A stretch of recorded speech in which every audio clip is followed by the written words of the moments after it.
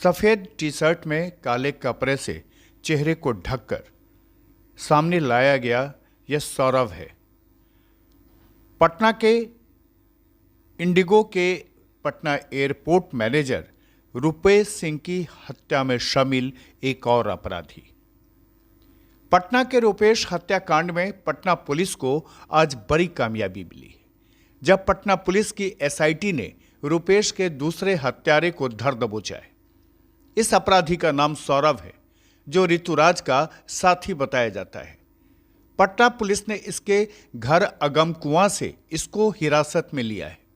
आपको बता दें कि इंडिगो के पटना एयरपोर्ट के मैनेजर रुपेश सिंह की हत्या पटना के पुनाईचक इलाके में 12 जनवरी को कर दी गई थी और पुलिस ने इस मामले में ऋतुराज को पहले ही गिरफ्तार किया था और घटना के 50 दिन बाद आज इस मर्डर केस में शामिल सौरभ को गिरफ्तार कर लिया गया है। अब इस हाई प्रोफाइल मर्डर केस की मिस्ट्री की गुत्थी लगभग पटना पुलिस सुलझाने में कामयाब हो गई है। पटना के सीनियर एसपी उपेंद्र शर्मा ने मीडिया के सामने दूसरे हत्यारे को भी पेश किया। आपको बता दें कि इस मर्डर को लेकर आम लोगों से लेकर राजनीतिक गलियारों में भी इस हत्याकांड को लेकर कई तरह के कयास लगाए जा रहे थे। बावजूद पटना पुलिस अपनी जांच की दिशा में लगातार काम कर रही थी। आखिरकार ठीक 50वें दिन इस हत्याकांड में शामिल दूसरे अपराधी को पटना के अगमकुआं थाना क्षेत्र से गिरफ्तार कर लिया गया। दूसरा अपराधी सौरभ के पास से हत्याकांड के समय जिस पल्सर बाइक का इस्तेमाल किया गया था, उसके साथ ही एक पिस्टल और 5 जिंदा कारतूस और खोखा भी बरामद किया गया है। वहीं गिरफ्तार सौरभ ने हत्याकांड में शामिल होने की बात स्वीकार कर ली है। पूरे मामले की जानकारी देते हुए पटना के सीनियर एसपी उपेंद्र कुमार शर्मा ने बताया कि पुलिस की कोशिश लगातार इसको गिरफ्तार करने के लिए जारी थी, लिहाजा इसके ऊपर पुलिस की पैनी नजर बनी हुई थी। सौरभ इस बीच कई राज्यों में अपने परिवार के लोगों के यहां छुपता फिर रहा था। पटना पुलिस की टीम इसके पीछे दिल्ली जाने की तैयारी में थी कि ऐन वक्त पर पुलिस को सूचना मिली कि सौरभ दिल्ली से पटना आकर अगमकुआं थाना क्षेत्र इलाके में है, जहां से इसकी गिरफ्तारी कर ली गई।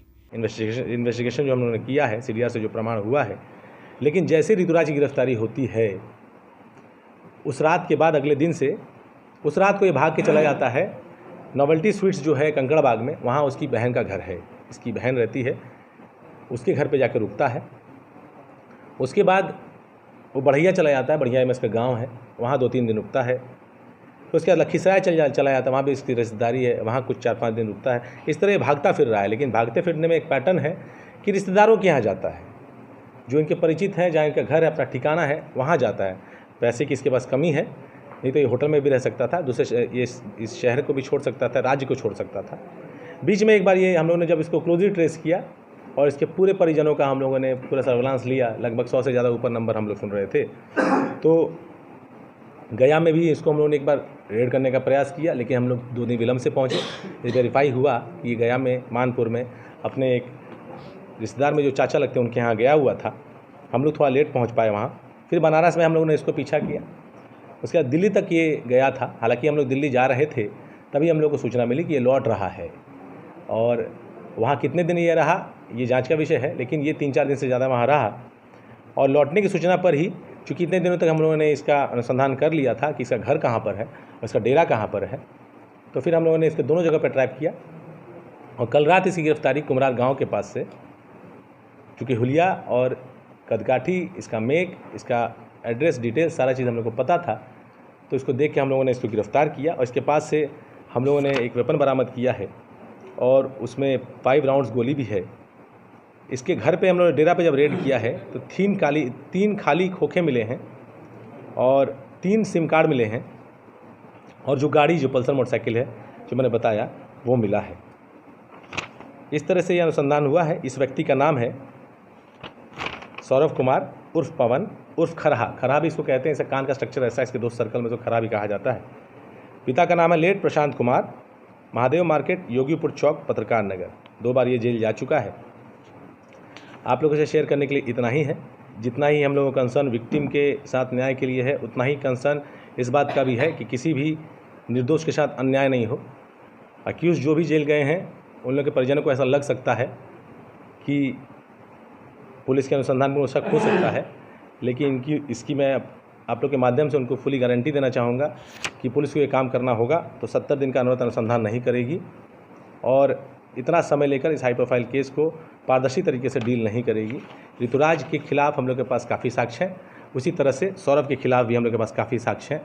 और इस बात को मैं दोहराना चाहूँगा कि इसकी गिरफ्तारी में 50 दिनों लगा के भी हम लोगों ने इसलिए की कि जो मोटिव पे थोड़ा संशय था वो संशय फिर हम लोग को भी न रहे और हम लोग आप लोग को पुनः दोहरा के बता पाए कि मोटिव में किसी तरह की बात नहीं है। जो बात ऋतुराज बता के गया ठीक उसी प्रकार घटनाक्रम इसने दोहराया है और वही बात आई है।